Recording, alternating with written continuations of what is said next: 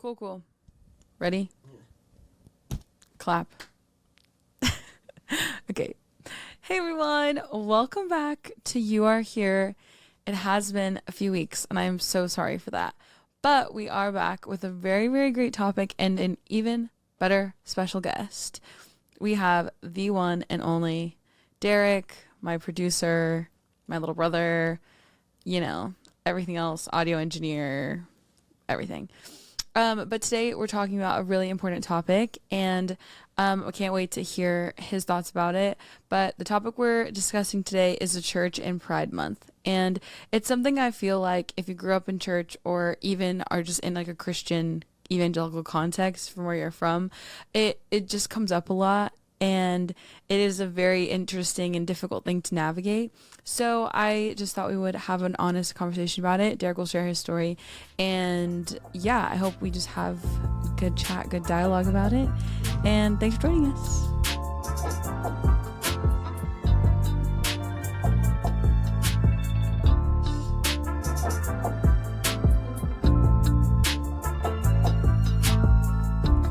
Okay, cool.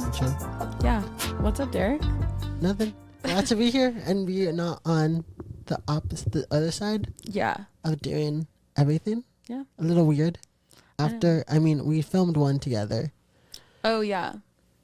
Last season. And it never saw the light of day. No, it saw the light of day. Oh, it did? It did. Oh. It was the questions. The question? The last episode of season 1. Oh, right. No, but I thought we tried to film another one. Oh, yeah, it didn't work. Yeah, we vetoed it. Yeah. That's the one that I was thinking of. Okay, fair. That makes sense. Oh my gosh, that's crazy. Right? Well, yeah. Derek just spent like an hour and a half lighting my whole room, adjusting all the cameras. I mean, this is a room. This is my real room. It's not a set. It was a pain. We have 1, 2, 3 cameras. Right. We are going 3 camera mode today. Or her production set, if you will. Okay, well, I would love to hear your story about your journey growing up in church. You can't be yawning like that. Number one, no yawning on my podcast. It's late. Well, that's on you. Okay, so yeah, share your story. I don't know what, like, I really want to hear your side, but I don't know. That was so aggressive. Share your story. Yeah, like, share your story. I know, like, obviously you and I both grew up in church. Yeah. We're both pastors' kids. We moved when we were really young to Dallas, joined a different church. And this was like big city context, big church as well. And I know we've always just been like dorky kids. Like we loved Disney Channel. We loved singing songs together. We loved like arts and crafts. We were never sporty kids. For sure not. So yeah. Anyways, so just share your journey. Yeah. So as she said, we grew up in church for all our lives, basically. I'll say we were born into church, if you will. Both PKs, as she said. And then moved to Dallas, started to go to a church that we both loved. I think we still have love for it. Like, it was an amazing church. It let us grow a lot in who we like are in God now. But like within this church, there was a summer camp, and this camp was fancy. It was not your average. Yeah, it was a Baptist church, y'all. Yeah, they got the money. It wasn't a. They got the SBC money.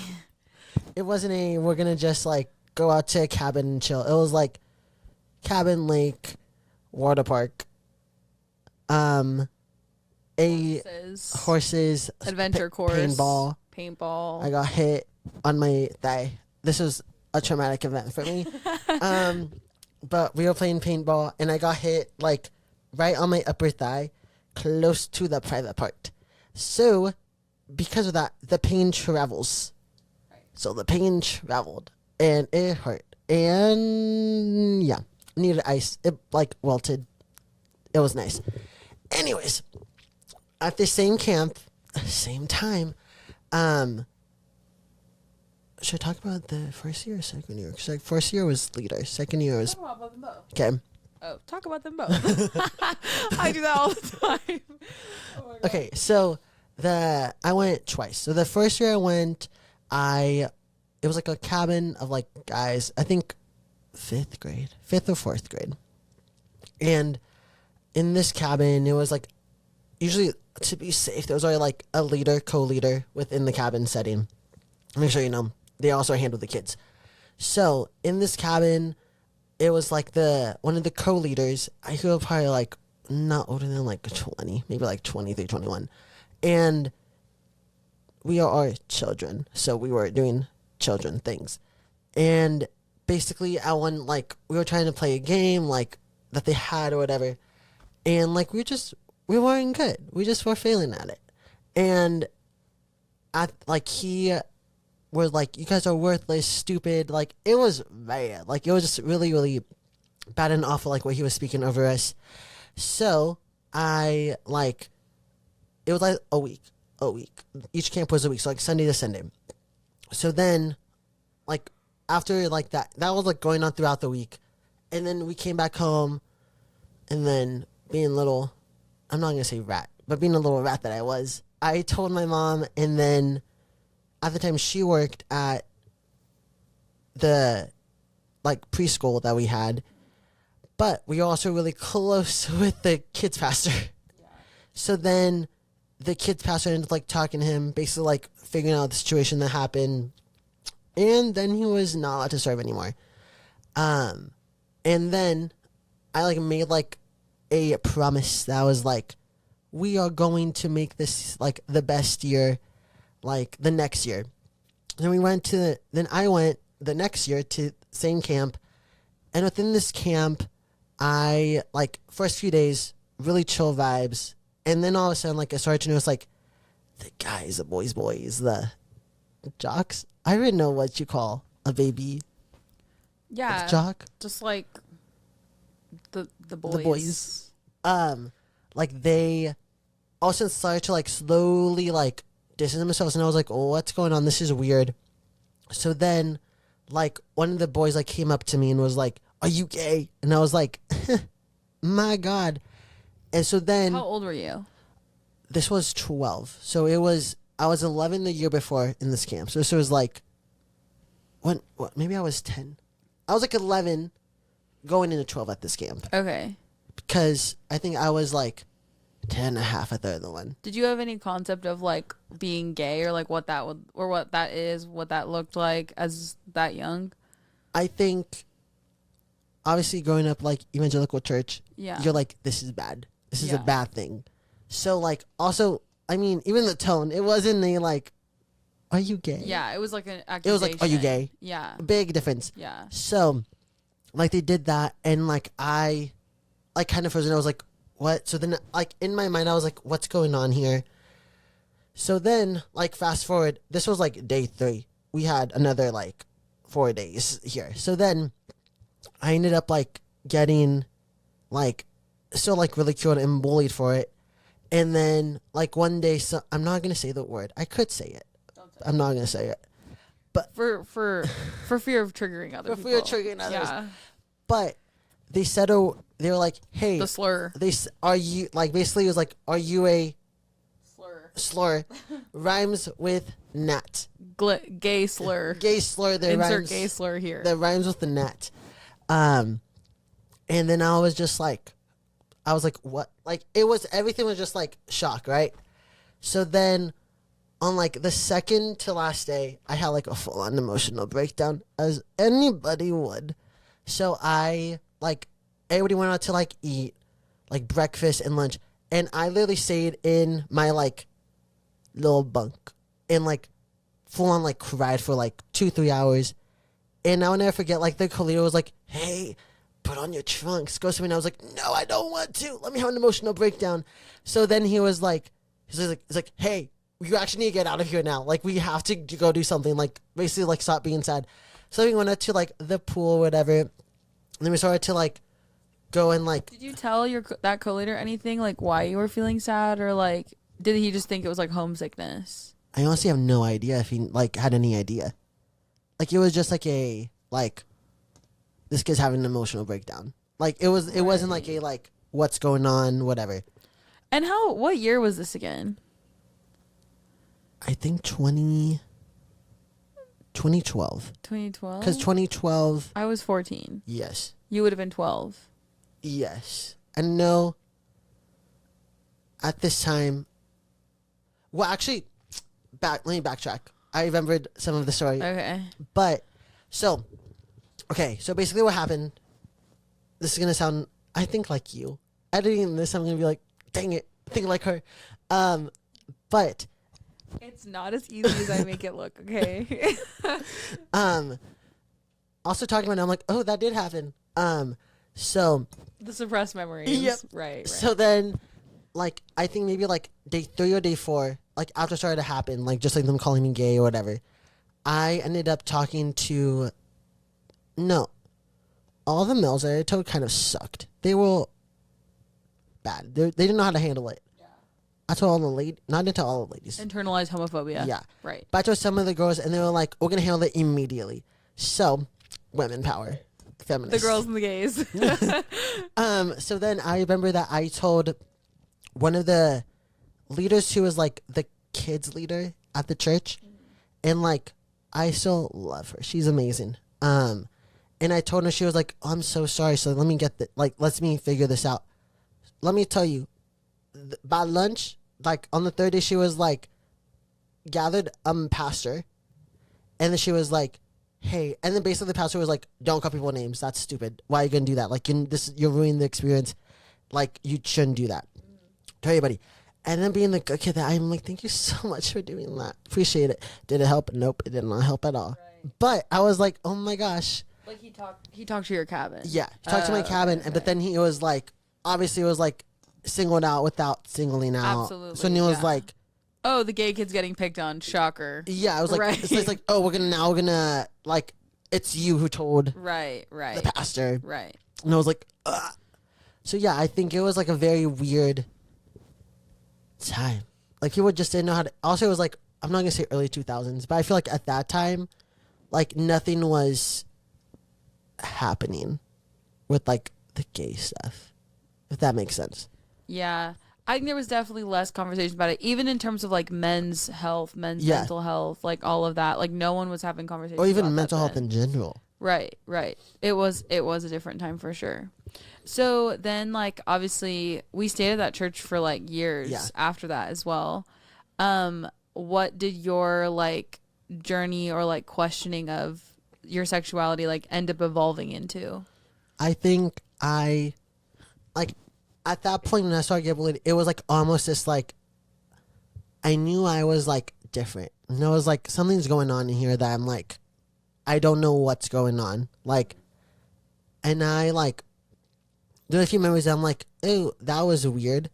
And like, it was one time that I remember just like saying like a very slight comment, and it was with, you know, I had some friends over. We were watching Peter Pan, the live action one. The best one with Jeremy Sumter. Yep. And I remember like everybody, like all your friends are like, they're like, oh, whatever. And I'm like, he's really cute. And then all of a sudden it was like, Danny, why did your brother say that? Why did you, like, they all came to you about it. I do not remember that. I was just like, okay. Normalized men thinking other men are cute. So they like ended up like you were like, Derek, they said this. And I was like, okay. Like, what's going on, right? So then like that was like the first. But I think like at that point, like that's when you're like, oh shoot, this is wrong. Like that's when at the point that like it slowly started to get like instilled, I guess. And like, this is wrong. Like I'm wrong for feeling this way.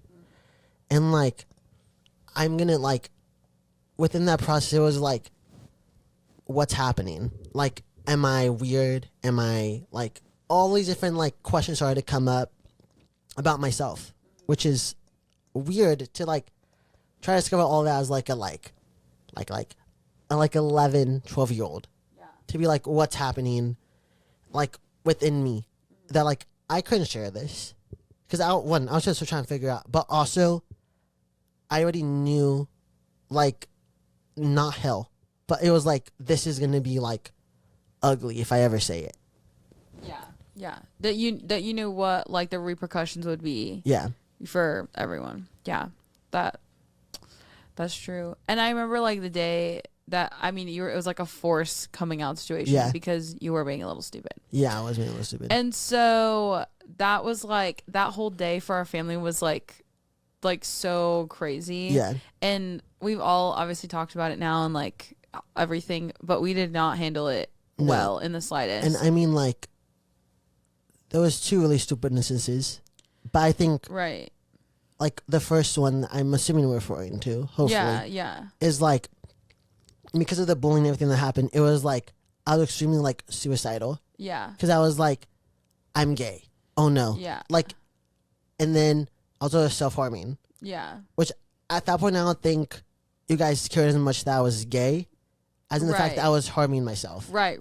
Which is like completely different than being like, you're gay. Oh, you should be dead. You should be being dead. Gay. Yeah, like big difference than like. We were like, no. Like the self-harm was more like being like, why are you doing this? You should not do that. Like this is not like, obviously that's not healthy whatsoever. Yeah. And I think like, at the end of the day, like that's what like led me, if that makes sense, to be like. Well, I also think like, correct me if I'm wrong, but I do think that even at the beginning of like you maybe like having like general questions like just to yourself and then just being like, oh, whatever, as like a kid, and then just moving on and like playing or whatever, but then to be faced with it as like with by other kids and like adults as well, and then to like know that whatever you're feeling or questions you have are wrong, like forces you into a pattern of secrecy. You know what I mean? And like, I mean, secrecy is like not good. Right. And also I feel like whenever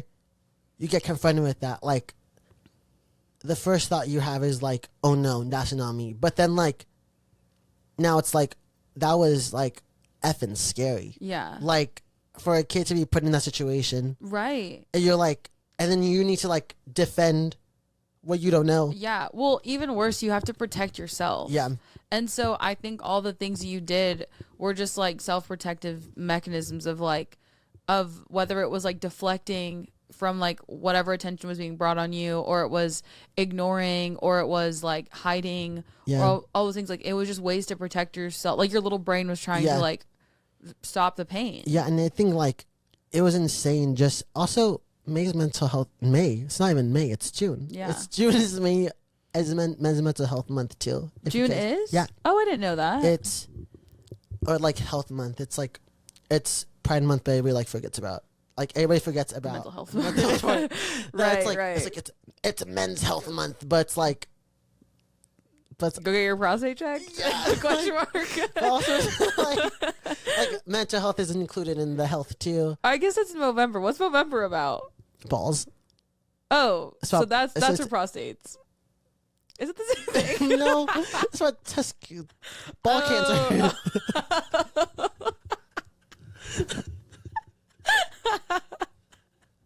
Oh my gosh, that's so funny. Oh my gosh. Okay, well that's good to know. The more you know. Never claim to be a doctor podcast.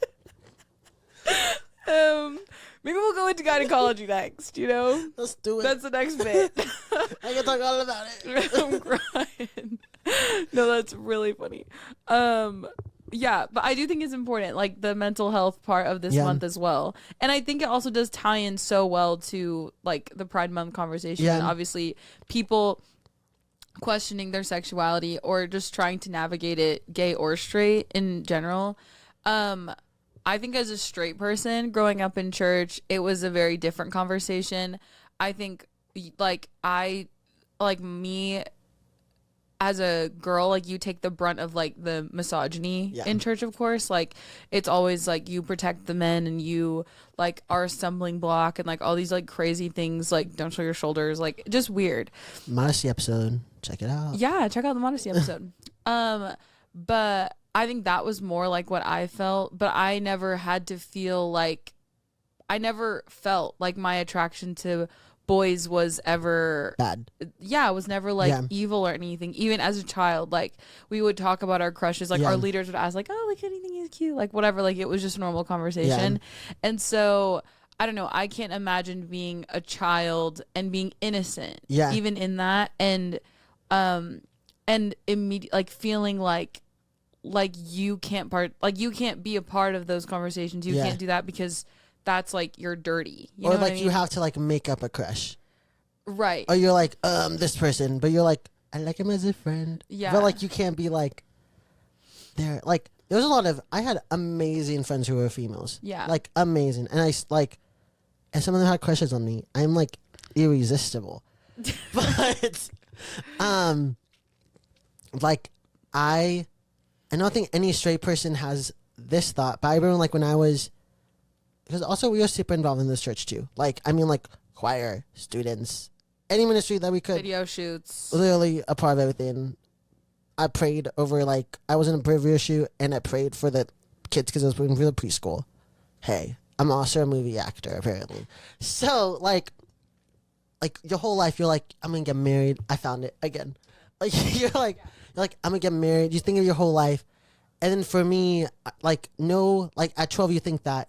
For me when I was 12 I'm like oh my gosh I'm gonna marry like the opposite sex. Basically like lie to them. Have a family, have all of that. Like, that's a lot of pressure that you put on yourself as like a 12-year-old. Absolutely. And you're like, oh my gosh. But then like, which then also perpetuates the cycle of lying. Yeah. So then like, sure. And that's like, I was like, oh my gosh. Like, so then I like, we'll get to it eventually. But I mean, I could just tie it in. But I think whenever like, I like, was like 17, 18, I was like, that'll be unfair to me. Or to the person, like, if I marry the opposite sex. And I'm like, hypothetically, if we have kids, the kids. Hypothetically, the families. Both sides. Like, it's like the ultimate betrayal, I think. Because it's an affair. But. Yeah, absolutely. What do you think, if you could, like, go back to every interaction you had with, like, leaders and other kids, if you could, like, edit the experience where it would be like, this would have actually helped me. Like, obviously, like get closer to my relationship with the Lord first, but then also further like my own understanding of myself as a human being and like my own person. Yeah. Like how would you edit those experiences? I think probably just like more knowledge. Like I think for the leaders. Oh, okay. To be educate like, the leaders. like be like, hey, actually don't do that. Don't say that. Like very. Don't say what? I think the unintentional like propaganda, certification of things, if you will, or even like hypermasculinity is like, I'll say this: masculinity is beautiful. Hypermasculinity can be very toxic, and that is a lot of times toxic masculinity. Masculinity is beautiful. Femininity is beautiful. Whenever it's the extreme of either one, that's when it becomes a little toxic. Yeah. But I think like knowledge, and I think like. Now there's so many great resources out there. Like, depending, like, you can either do, like, there's so many books. But there is, like, a guy, his name is Peter Volk. He's, like, side B. There's, like, multiple sides to this. You'll learn about it. And basically, he has a thing, like, a whole, like, it's called Equip. And this Equip is basically to help churches deal with this in a very God honoring way and not like shameful. Like he has a thing and it's Wounds of the Closet. And so Wounds of the Closet is basically, let's say a person discovers they're gay at 12. Me. They're not gonna publicly share that for up to 5 years. Yeah. So that's gonna be 17 or 18 before they share. And within that time, shame, guilt, condemnation, depression, all these things can attack. Yeah. Seeking out their own experiences, their own pain, their own things. But I feel like if it was just talked about openly, I feel like in a very like God-fearing way and not so much like you're going to go to hell. Right. Because I think like that's been the message for years. That's like you're gay, you're going to hell. Last time I checked, if you're saved, you ain't. Like, you don't go to hell. Based on your sexuality. And, like, if you think that, check it again. Like, I think so many great people, too, that I think, but I'll just say I think, like, knowledge in this. Do you know the name of the book that Peter Volk has? It's Peter Volk, it's, like, a website, and it's, like, an Instagram. But I obviously do love a few other people, like Preston Sprinkle.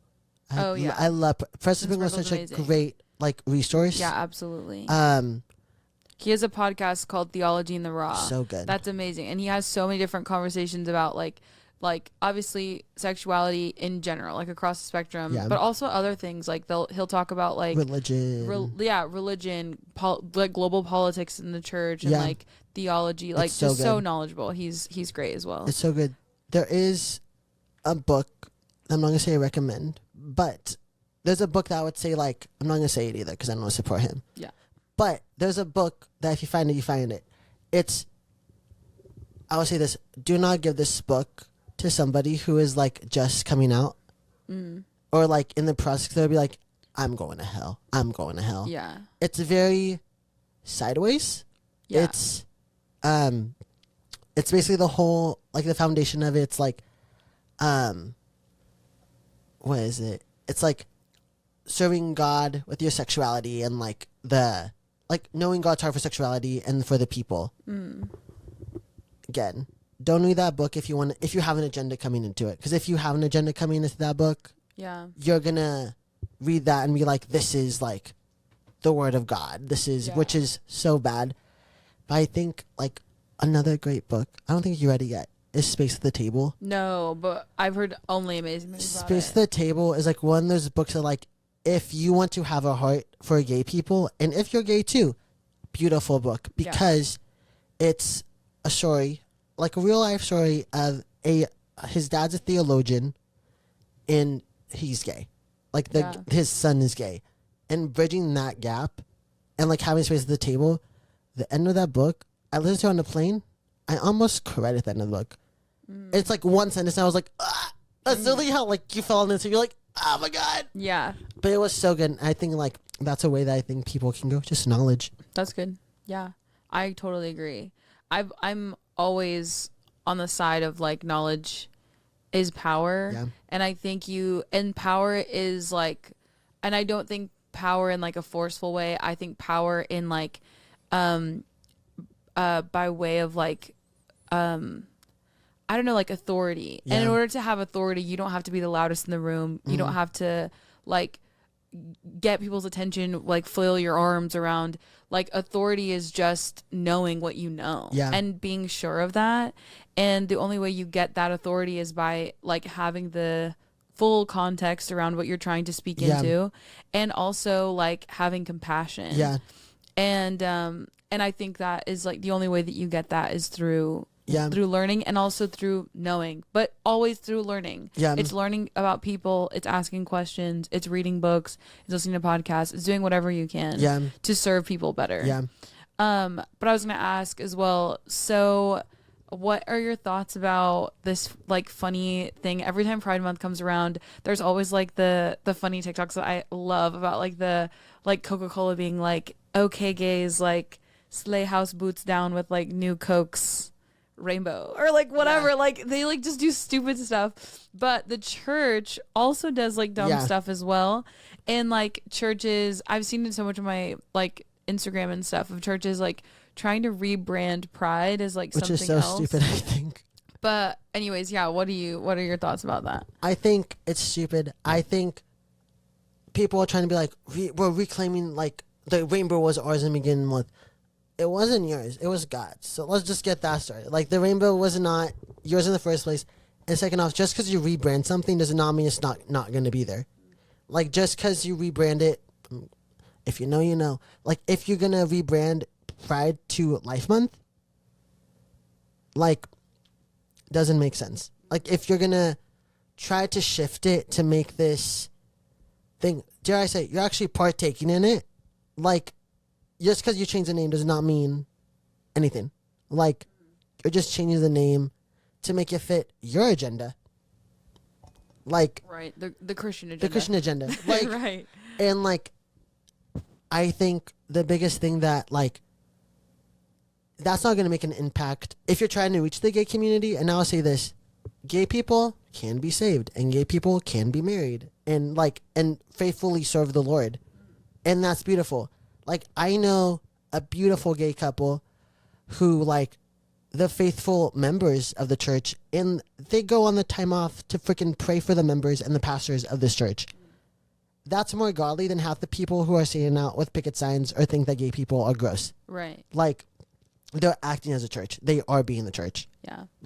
I think the strange part to me about rebranding, like pride, is it feels more isolating to Christians and gay people than it does like inviting and welcoming. And I mean, and I think in my hopes that like these Christians like think that they're doing the right thing. Yeah. I think they think that they're standing up for the truth, like they're standing up for like they're standing up for like God's honor and God's like who he is.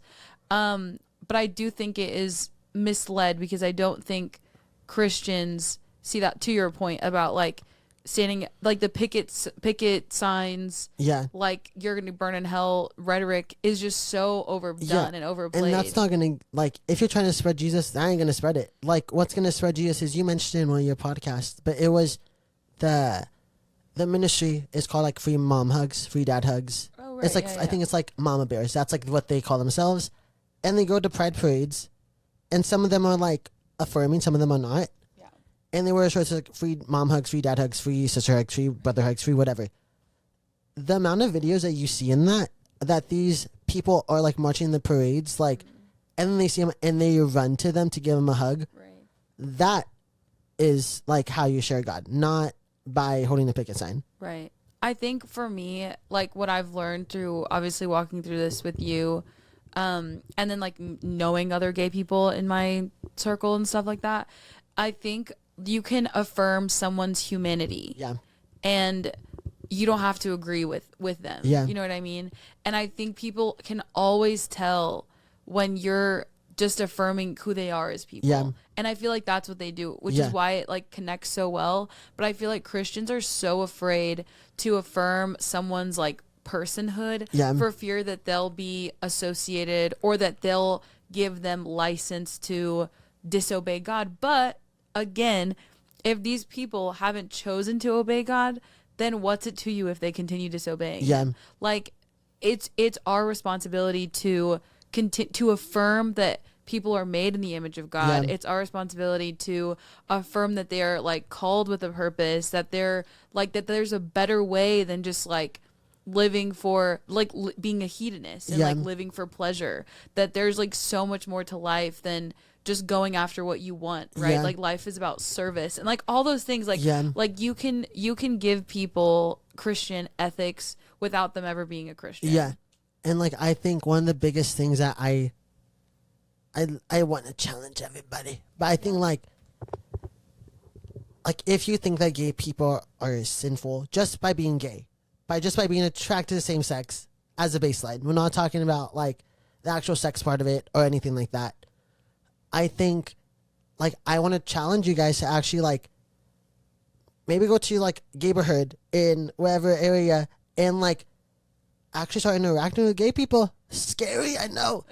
But also like challenge you to literally like tell God to like give you his eyes for them.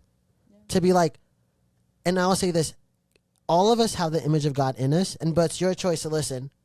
And it's your choice to actually see it or not. Like it's not a like you have to search it. You have to seek it to be like, what's the image that you have? Or honestly, ask God, like, what characteristics of you do they have? Right. I love to ask that question because God's going to answer. And sometimes you're not going to like the answer. Yeah, we're all expressions of God's breath. Yeah. At the end of the day. Absolutely. I think the other element that is important to ask as well, which, what did you say? You're like, I challenge you? I challenge you. Yeah, I challenge you as well to ask yourself, if you do have some like weird feelings towards gay people, ask yourself where those come from. Like where is this homophobia stemming from? Was I taught this? Was I influenced by something? Was I afraid of my own gay feelings? Like all those things, like these are such important questions to ask yourself, because if you are a Christian, then by knowing who you are, like you can't speak into someone's life in which you have no authority, right? Yeah. So if you haven't done the hard work to like learn about your own sexual propensities or like your own temptations, all those things, then of course you're going to despise someone who is living that out. You know what I mean? Whether that's out of envy or anger or frustration, but again, you're like reacting, that is an overreaction to like an internal reality that you've never decided to face. So it's just so important to like ask yourself those questions and like really reflect, because that's the only way, number one, you become a healthy person. And also like how you conform to the image of Christ. Like you can't be more like Jesus if you don't address the questions that are within you and allow him to like speak into that, to speak purpose, identity, destiny, all those things. Identity was also another huge part of your journey as well. But do you want to get into that? We can. I mean, we can split this up in 2 episodes. Yeah, sure. Also, this is my thought too. Also, if you have any homophobia or you like are homophobic in general, don't call yourself a Christian. Oh. Like, homophobia is not biblical, and being homophobic is also not biblical. It's like actually gathering people, and I think a lot of people like to be like, what Jesus say with tax collectors and prostitutes and all these, which I'm like, he did, but also he had the relational equity to call them higher. Right. If you and you talked about he had authority. Yeah, he had authority because he had a relationship with them. Right. With that relationship, don't get talking people life. Right. That's so true. Absolutely. I think for me as like a straight person, whenever Pride Month rolls around, personally, I don't like the rainbow stuff. Like I don't like aesthetically. Not a huge fan of the rainbow. I try to be supportive of my community, but sometimes I say, this is ugly AF. Right. Like, and I wanted to buy a new Levi's thing. It was ugly. I couldn't commit to $148 to just wear it once. Right, and expensive. Hey, the gay tax. Right. So expensive for what? Exactly. For what? Exactly. So some of the stuff is ugly. But Very. I feel like for Pride Month, when it rolls around for me, I guess for us all, but like how I think about it, is I think as a church, it should like urge people to see the gap that the church has missed. Like the reason why these people Or even made. Yeah, that's great. That contributed to actually actively participated in this like chasm, right? Yeah.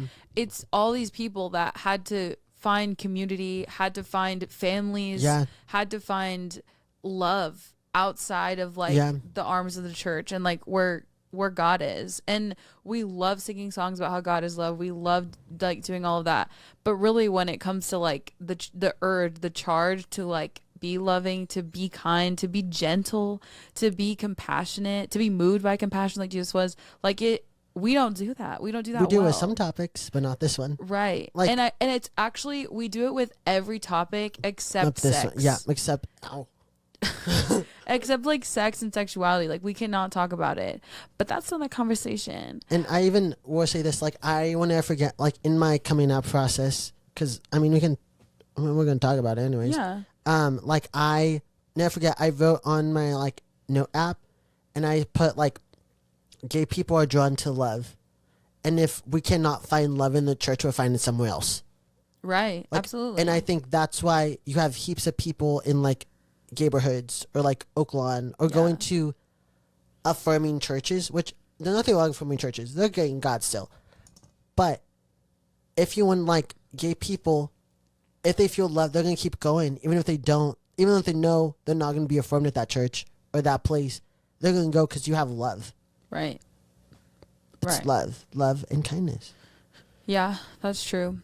It is, yeah, but that's what I always think about is like, I think Pride Month for churches should always like put it into perspective for us of like what we have done. Yeah. Like, you know what I mean? Like take responsibility for the chasm that we've contributed, that we've created, that for our lack of understanding, for our lack of compassion, all those things, and like really do better. Or like even do really like a for series.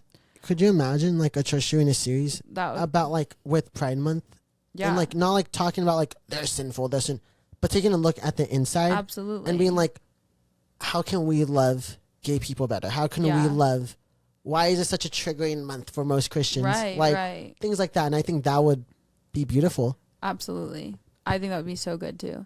Okay, the last two questions are, what are 3 things that you would encourage somebody who is like walking through this journey of like wanting to follow God, wanting to still be connected to church, but also know that they're like grappling with their sexuality and they just have a lot of questions? What are like your top 3 things? I mean, I think like one of the first things I always forget is Jacob that wrestled with God. Yeah. So I will never forget.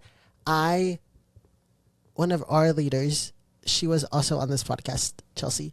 I was a part of an internship, and I will never forget. She like left like she wrote all of her sticky notes because it's cute, but she wrote a sticky note and she put Jacob, but she like walking with an important limp, and I think like you need to remember like you're walking with an important limp, and I'm not like being gay is like, but it's like nobody else is gonna reach the people that you need to reach, and nobody else is gonna have like the weight of it, or even like the church hurt, because a lot of times it has church hurt involved in it.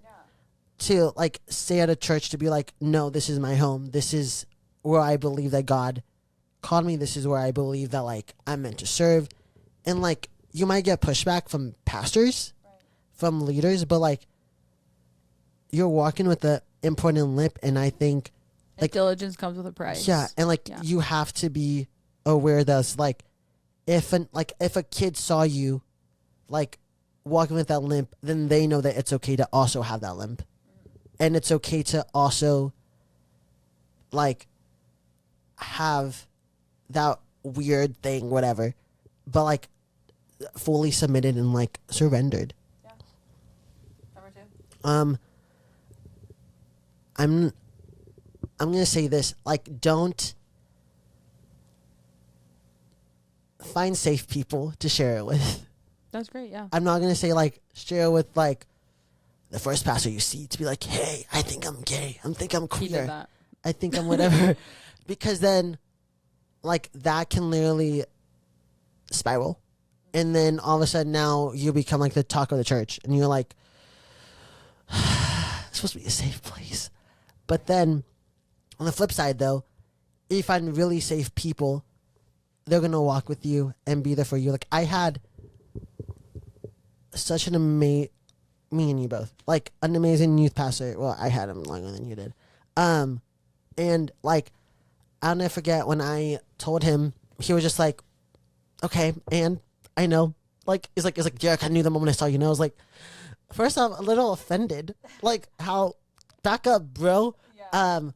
But like, because like we ended up having like a great friendship, and like I like just being like open with him, being like, hey, this happened, and no, you will have fights with people like pastors that like in their best interest is gonna try to protect you, but then it actually could hurt you.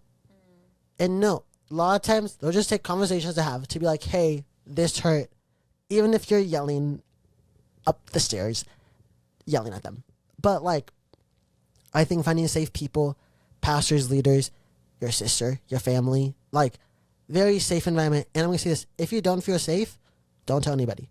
Like your safety is more important than you need to like have this out of you. Yeah. Like if you feel unsafe in an environment, you could DM us. DM us. Yeah. I'll probably answer it, but yeah, like you're here to pod. Like you need to find like a safe space and a safe place that you can be fully you and like fully loved for just being you.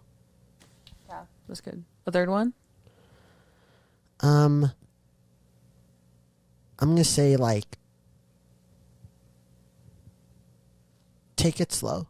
Like it's not gonna be what every TV show makes it out to be. It's not going to be like what every freaking love story is that you see that you're like, oh, a gay love story, I love it. No. It's going to be more like a freaking Oliver Strangers. Have you seen that movie?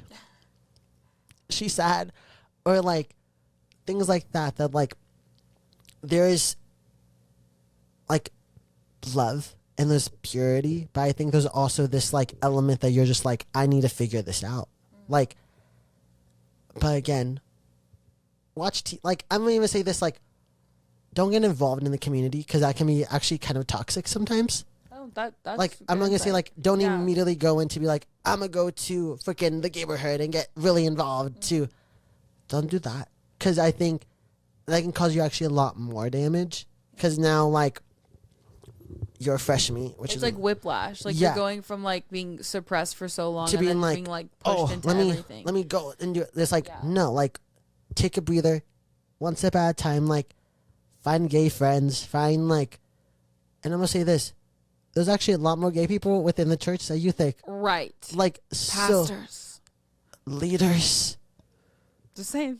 Hey, I'm gonna say something, and I said I'm gonna take that back. Yep.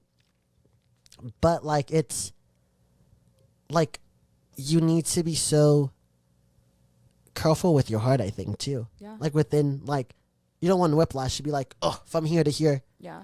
But like, you want to be like, how can I integrate this while like slowly still being like honoring of like your body, Right. of like your mental health, and instead of just being like, I'm gonna go all in, and then now like 5 years later, like, oh my gosh, my mental health's so effed up, my body's so effed up, Yeah, like, what's yeah. going on? Like, take it slow, like, watch TV, like I would say, like, be safe, be wise, use the Holy Spirit, but also like, if you just want to like feel like you're normal, watch TV shows with gay characters. Oh. Like, Yeah. don't watch Glee. Glee. The last encouragement is don't watch. Well, don't watch Glee. I'm Like, crying. such a great show. Don't watch it though. It's a pain in the butt. Like, I didn't allow myself to watch that show for such a long time. Oh really? Like, because I think, no, this was the time that like it was like pretty fresh, everything, and I will never forget. Also, you're a lot more ignorant at the time. You Me, I was angry. ignorant, Oh yeah. and you were like, "Hey, Derek, you probably don't want to watch Glee. There are a lot of things you struggle with." I said that. Oh my gosh, what a rat! You should just slap me across the face. And I was like, "Okay, I want to watch it." So like, I would go like, cause no, we were poor at one time, so we used to have, freaking satellite. We still have satellite, but I pay for Hulu Premium now, so I get my freaking TV shows.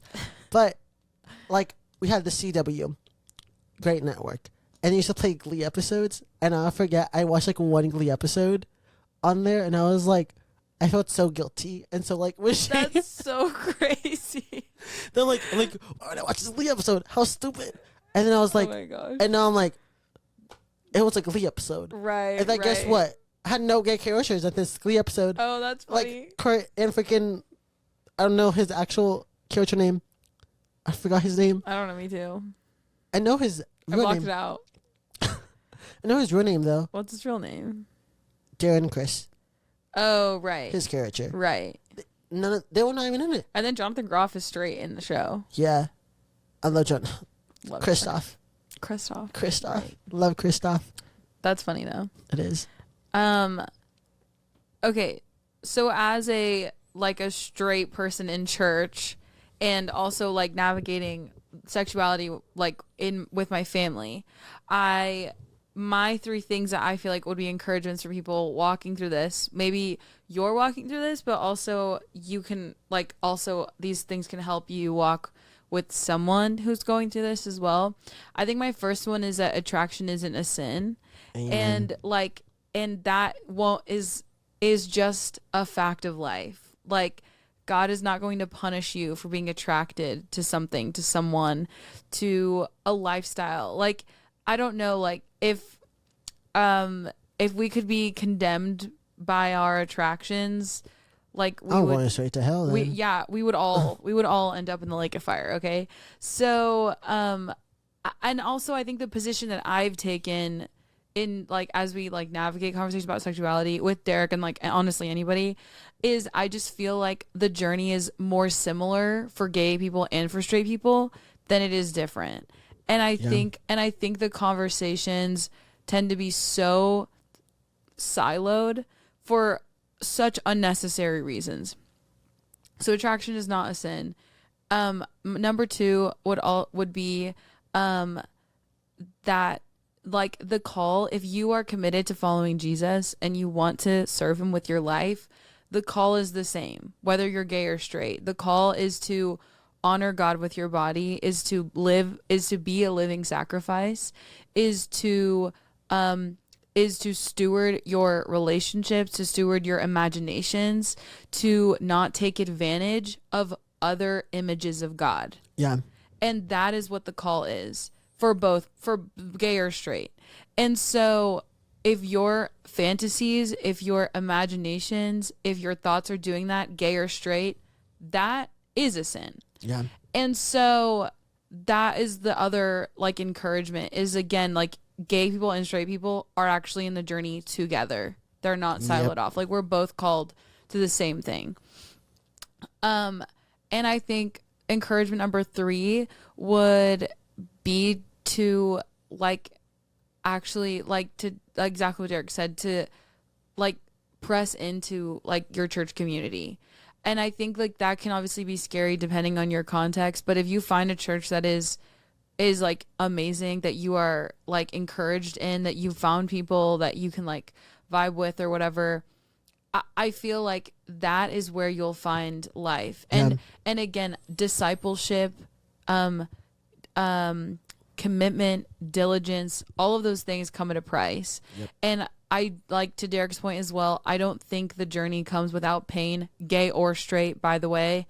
It will always come with pain, but like the command is to take up your cross and follow him. And a part of the journey of following Jesus is actually like being hurt by people, by other images of God, and finding God in that journey, in that path, with you, right? Honestly, you said that phrase so beautifully. Take up your cross and follow you and follow him, because I feel like you use it for every situation, but a lot of times I just sway to one. Like I think, what do you mean? Like you used it in such a beautiful way. Like it wasn't just like arrowed, if that makes sense. No, it does make sense. What are you trying to say? Because like a lot of times, if somebody's straight and somebody's like, you gotta just pick up your cross and follow him. But then if somebody's struggling with porn, or lust, or alcohol, it's like, hey, we can deal with that, you know? But usually like pick up your cross, and maybe it's just a Southern thing. Yeah, I don't know. How have you heard it before? Like I've heard it in like basically in every, again, you said it beautifully, so I'm not like coming. No, thank you. That's so nice. But I think like a lot of times within the community, like gay community wise, you're like, pick up your cross and follow him. Like it's like most Christians will say that to gay people. Right. To be like, you need to now not be gay. So pick up your cross and follow him. Oh, right. But it's like, then you pick up your straight cross and follow him. Right. Like they don't apply the same logic. Yeah, they don't apply the same logic. And it's like, but I think like in the way that you said it, it's like no matter what, you take that, you pick that up, you take up the hill. Yep. Good luck. Yep. But also something that outside of love is also you're not called to carry your cross alone. And I think that's like we see this biblically when Jesus was with the freaking cross and then the man was forced to help him. But like even in that, because Jesus carried the cross, like he's going to be with you carrying yours. And I think that's like, if you think of that imagery, like it's beautiful because like I don't see him clean, if that makes sense. Yeah. In my mind, I'm not seeing him like fully like in glory. He's just as bloody and battered as you. Yeah, he's bloody. Yeah. Like I see him like right off the cross. Right. And he's like, I'm going to carry this with you. If you have the imagery, you're like, if he can do it, I can do it. Yeah, that's awesome. Okay, and then what are like 3 things you want to see in the church? I would love to see more gay people in leadership positions in the church. Oh, okay. And not be so like scared, like having the church be like, you're gay, so we can't, like, we're not going to talk about it. Like, and I would say like, I think I'll do the first one, but I think the second one's like transparency and like what they believe. Oh, okay. Because you can say we what welcome, they'll accept, what like, they'll allow. Like we'll welcome all people. Then like in the fine point, it's like but gay people, but people who've done this. But it's like you say all are welcome and anybody can serve, with exceptions, of course. Like you have to be like welcoming and inviting of everybody, and not just a handful of people. Yeah. And the third, I think just like, honestly, I think sexuality classes. Yeah. And I think like how to steward a healthy sexuality, both straight and gay. Not just gay, but how to like steward it like correctly and beautifully and not in a like icky way, if that makes sense. Right. Yeah. I think for my 3, I agree. I love the education. I 100% believe that. I think we do need to just talk about it openly. I think talking about sex in general, for married couples, for single people, for gay people, for people who like don't know, everybody needs to talk about sex at church. And I feel like if you can't talk about sex there, like where are you meant to talk about it? With your friends, like with your people at work, like I feel like that is where you should be getting your sexual ethic from. It should be from the church. Yeah. Which, but I do think there should be education around it. I think the second thing that I would love to see is just like there being an acknowledgement of I don't know, like different kinds of people that come into church. I think it's a lot easier to just appeal to like one crowd of people because it's like essentially like who you're marketing to is like who you'll get essentially. But I think I would love to just see more like inclusive language in terms of like people and kinds of people, like just from a platform of being like, I don't know, just like whatever your family looks like. And again, I don't even mean that like gay specifically, but I mean like blended families, like single parents. Like there's just so many kinds of things that are single women that just have decided to have a child or adopt a child. Like there's just so many kinds of people who need to find a place in church. And I think sometimes our language around family can be a little like closed off. Yeah. And then third, I don't know. What else do I want to see? I think third, I just wish there was better, I don't like, again, like communication, education around like who God has created us as his images, right? And like more compassion and understanding to the fact that like people have like God has given us a part of like the wonder of his decision and giving us free will is he's given us the free will to decide whether we want to live according to his plans and purposes. And I think I would like to see a church that doesn't impose values on people and law really on people, but allows room for, like you said, the journey, to take it slow, to understand, to have questions, to question, to not be afraid of that, and for it to be like a safe place to do that. But I do think that would take a lot of like inner work, though. I think for sure. I think for everybody, I think it would take a lot of inner work for pastors. I'm gonna say this as my closing remark. Okay. If you are, I'm gonna say like, let's just say you are, I'm gonna say like just a pastor, same sex or opposite sex, and somebody of the same sex came up to you and like, I'm gay, they don't have a crush on you. Right. They don't think you're attractive. You're probably like a serial killer. Not gonna put that in.